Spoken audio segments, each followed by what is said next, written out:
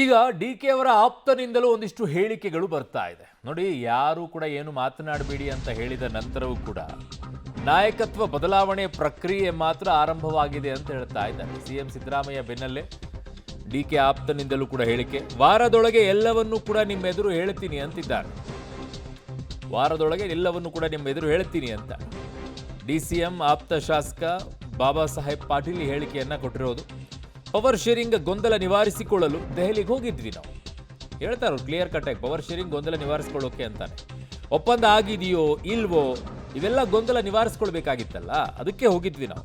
ನಮಗೆ ಕಾಂಗ್ರೆಸ್ ಹೈಕಮಾಂಡ್ನಿಂದ ಯಾವುದೇ ಉತ್ತರ ಸಿಗಲಿಲ್ಲ ಅಂತ ಹೇಳ್ತಾ ಇದ್ದಾರೆ. ಆದರೆ ನಾಯಕತ್ವ ಬದಲಾವಣೆ ಪ್ರಕ್ರಿಯೆ ಆರಂಭವಾಗಿದೆ. ಕುರ್ಚಿ ಫೈಟ್ ನಡುವೆ ಚರ್ಚೆಗೆ ಗ್ರಾಸವಾಗಿದೆ ಡಿ ಕೆ ಶಿವಕುಮಾರ್ ಆಪ್ತ ಶಾಸಕ ಬಾಬಾ ಸಾಹೇಬ್ ಪಾಟೀಲ್ ಹೇಳಿಕೆ. ಸಿಎಂ ಇಂದ ಕುರ್ಚಿ ಕಿತ್ತಾಟದಲ್ಲಿ ನಡುವೆ ನಿಮ್ಮ ಒಂದು ಫೋಟೋ ವೈರಲ್ ಆಯ್ತು. ಅದ್ರ ಬಗ್ಗೆ ಸಾಕಷ್ಟು ವಿವಿಧ ಹೇಳಿಕೆಗಳು ಬಂದವು. ಅದ್ರ ಬಗ್ಗೆ ಏನು ಹೇಳ್ತಾರೆ? ಇನ್ನೊಂದು ವಾರ ಬಿಟ್ಟು ಹೇಳ್ತಾನಲ್ಲ. ಹಾಂ, ಹೋಗಿದ್ದು ಕರೆ ಏನು? ಹಾಂ, ಸುಳ್ಳೇನಿಲ್ಲ. ಏನು ವಿಷಯ? ಒಂದೊಂದು ವಾರ ಏನು ಯಾವ್ದು ಒಂದು ಫುಲ್ ಸ್ಟಾಪ್ ಇಡ್ರಿ ಅಂತ ಹೋಗಿದ್ದಾನೆ. 5 ಸೇ ಎಸ್ ಅವ್ರ ನೋ.